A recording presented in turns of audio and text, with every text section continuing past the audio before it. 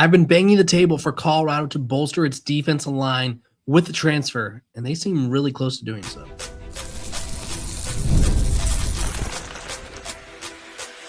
You are Locked On Buffs, your daily podcast on the Colorado Buffaloes, part of the Locked On Podcast Network, your team every day. Welcome to your favorite daily Colorado podcast. I'm Kevin Borba. Today we're going to be talking about why the defense line in the trenches are sort of the defining moment for Coach Prime and his tenure moving forward, my defensive line concerns, and how one transferred defensive lineman may be the solution. So let's dive right in.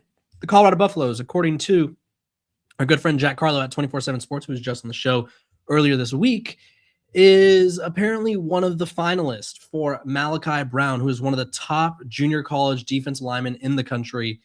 The dude is an absolute behemoth, 6'5", 315 pounds out of Milpitas, California. He goes to Monterey Peninsula College, 13th player in the 24/7 Sports' junior college ratings, 4th best defensive lineman, 6th best player in the state of California. He has offers from Kansas State, Kansas, Colorado, Florida State, and he's visited a handful of programs along the way, and he just brings a ton of size at 6'5", 315 pounds, but he's quite an effective player. This past season, he had 36 tackles, 7 tackles for a loss, 4 sacks, 3 pass breakups, and 2 forced fumbles, and is quite frankly the type of junior college player who comes in and makes an immediate impact. I think nowadays, because of the transfer portal, because of NIL, junior college football has sort of taken a hit, right? In the sense that I don't think a lot of people go to the junior college levels anymore to provide depth or experience, but that doesn't mean there aren't guys out there who can make impacts. And for Colorado, they need this guy. They need someone who offers size, right? They're routinely viewed as a small team. I broke that down. I sort of denounced that myth earlier. I think it was last month. I compared them to Indiana in the sense that I went size for size. And Colorado, based on who I think will start on every position, I compared it to every position at Indiana who started there, and Colorado was the bigger team. So I don't think they're that small, but it certainly doesn't hurt to have more depth at a position that was truly thin last year. And by thin, I mean they were bad, right? Colorado gave up 222.5 yards per game rushing, which was one of the worst in the country. And a lot of that was just they were not physical enough. They weren't physical enough up front, and their linebackers weren't good enough to clog rushing lanes. And so when you have that brutal combination, that's how you end up having the 132nd out of 136 run defense in the country, right? They were the worst Power 4 team. Rutgers was the only one close to them at 217.6 yards per game in terms of rushing yards allowed. And so Colorado really needs to shore up this defensive line. And Malachi Brown, I mean, size, production, leadership, experience, like that is what Colorado needs. And when he talked to Jack, he told him, hey, my dad's been watching Coach Prime since I've been watching football. He says Colorado itself he says, I'm a big scenery guy, so I love the mountains and stuff. I love the views. We went up to the mountains and looked down. It was crazy. He also said, I think Colorado offers a brotherhood-like football team. I really like being able to talk to my teammates about anything, whatever they're going through in life. If it's off the field or on the field, being able to talk to them and then going on the field knowing that there's 10 other guys that got my back through it all. And so to me, he's sort of talking about this culture that's been revitalized under Coach Prime with the new hires and the new players that they brought in. Because, I mean, quite frankly, last year's Colorado locker room had a culture problem. It was a rotten group of players, and I don't mean that to slight them. It was just the guys that they were banking on to be the guys were not the guys. They were guys that worried about themselves. They were guys that essentially quit on the team when the season was over. It's like, you know what? I'm injured. I'm good, right? Think of, like, I think the most disheartening part of what I was told about last year's Colorado team, think of, I guess, Paul Crew in The Longest Yard, where he was perfectly fine. And this is when the guards were like telling him, like, hey, if you don't throw the game, like your sentence is going to be lengthened. And all of a sudden, Paul's like telling his teammates, yeah, I'm done. I'm hurt. Like, I'm good. Can't play. You guys got it. And you could just sort of feel that. And that's sort of what was happening with certain key guys who were getting paid a lot of money, by the way, last year for Colorado. And so I think Malachi Brown would be a huge addition for the Buffs. He's decided between Colorado, Florida State, Kansas, and Oregon State.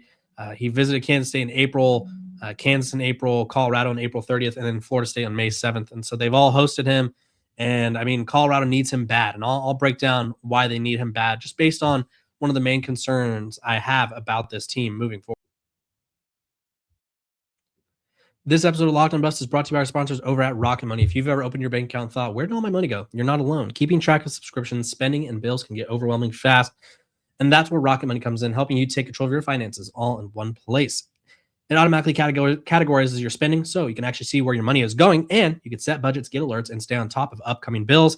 It just makes everything feel more organized and gives you a clearer picture of your finances day to day. Rocket Money is a personal finance app that allows you to find and cancel unwanted subscriptions, monitor your spending, and helps lower your bills so you can grow your savings. Let Rocket Money help you reach your financial goals faster. Join at rocketmoney.com/lockedon. That's rocketmoney.com/lockedon. Also, make sure to join our Everydayer Club if you haven't already. If you listen to this episode or if you listen to the show every single day, you need to be a part of the Everydayer Club. You get these episodes ad-free. You also get access to our Discord where you can talk a little smack, ask questions that will be featured on the show, and just have a great time. So go to lockedonbuffs.supercast.com or go to the show notes below and click the link. Okay, let's talk about why Colorado needs, or why I'm so concerned about this defense line. For starters, I mean, I talked about it already. Listen, 222.5 yards per game will simply not get it done. That's actually never going to get it done. If you have a bad defense, I mean, if your defense is that bad, your offense is going to have to put up 45 points a game. And Colorado last year, they scored 30 points twice. One time against Delaware, and then the other time against Wyoming. So they did not eclipse 25 points against they didn't surpass 24 points against a single Power 4 opponent all of last year. And so it's a lot of pressure to put on your offense, especially when, I mean, your defense isn't holding up their end of the bargain. Last year, they had injuries. The main concern I have for this year is we don't know the future of Ezra Christensen, who is one of my favorite transfer portal targets for Colorado, or transfer portal additions. He could play anywhere. On the inside, the outside, could rush the passer, stop the run. He's one of the highest graded players in all of college football last year. Unfortunately, he has an eligibility thing. He is a JUCO guy that is fighting for an extra year, and the NCAA is being really weird. Like some guys are getting eligibility, others not so much. Like and I just saw this the other day, Michigan State transfer 7th-year guy signed with Texas, and it's like, oh, interesting. And then there's like Diego Pavia, who couldn't get eligibility, and Joey Aguilar, who couldn't get eligibility. So I'm really on the fence with how I think it's going to work out for Ezra Christensen. I feel like not having any news by now, I mean, the NCAA would essentially be tanking this young man's career, which I really hope they don't do, because they say they're all about the betterment of the student athlete. And it's like, okay, how are you about the betterment of the student athlete if you just essentially forced him to miss out on the NFL draft and led him astray enough to where he thought he was going to be eligible next year, but obviously that didn't happen. So Ezra Christensen not in the mix, combined with the fact, or Ezra Christensen's eligibility not cleared up, combined with the fact that Colorado was horrendous against the run. They were one of the worst pass rushing defenses in the country as well last year. It's not really on the interior defense lineman to rush the passer, but it is on them to generate pressure and sort of force the quarterback to one of the edge rushers, or really help free up the edge rushers. And Colorado's team last year had 13 sacks. That's not going to get it done. They were first in the Big 12 in 24, and they were last, or I think second to last year, which is not going to get it done. So you really need these guys to step up and bolster. I mean, these new transfers, they have a chance to bolster a defense line that was terrible last year. Samu Tanopepe, the Baylor transfer, 6'3", 370 pounds. He's got all the size in the world. Santana Hopper, one of the best players at the G5 level. Can he take that step up? Dylan Manuel, good size, good production at App State. Can he take that step up?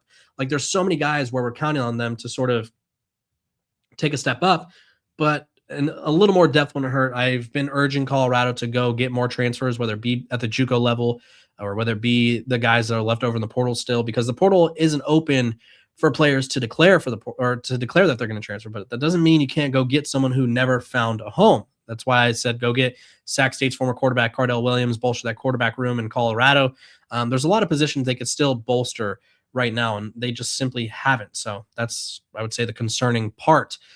Defining moment. I mean, if the Deion Sanders tenure turns around, if Deion Sanders is able to turn this ship around and Colorado is able to contend and win games and contend for a Big 12 title and college football playoff, it'll be because they finally put a priority on the trenches. If the Deion Sanders tenure fails, it'll be because his trench play was never good enough, right? Outside of the 2024 season where the defense line was really good, the offense line was still bad. But, I mean, the Colorado offensive line has been atrocious each and every year, right? Shedeur Sanders, bless his heart. I don't know how he did what he did, but, Caden Salter was sacked 19 times. Julian Lewis sacked 12 times. They had 38 sacks allowed last year. In 2024, which was Shedeur's final year, 43 sacks. In 2023, there was a total of 56 sacks. Colorado has consistently been allowing, 40 plus sacks per game, and you're just not going to win. You're not going to win games that way. So if the Deion Sanders tenure fails, it is because he never prioritized the offensive line or the defensive line enough, right? He was building his team from the outside in, when in reality, you need to build your team from the inside out, right? It's easy to find talented receivers, but you can't win games by throwing together 5 random dudes across the offensive line every year. Colorado hasn't won games that way. In fact, they are, 4-8 in year one, plus last year where they're 3-9. That's 7-17, plus was it 9-4. So they're 16-21. It's not going to get done, right? You need to prioritize physicality. You need to prioritize trench play. And if Deion Sanders, and I really hope it works out. And I think this year's staff and talent level can sort of get Colorado on the right path. But if we're at a point where it's like, hey, he's no longer the head coach, we're going to look back at the inferior offensive line and defensive line play and be like, well, that's why it didn't work out. So Malachi Brown, huge need for Colorado. It brings size, experience, physicality. And, the defense line needs to be a strength. Last year was a glaring weakness, and I hope Colorado can really figure out a way to fix that. So I'm Kevin Borba, host of Locked On Buffs. We're free and available every each podcast. Make sure to like, subscribe, and follow. I'll see all of you guys tomorrow.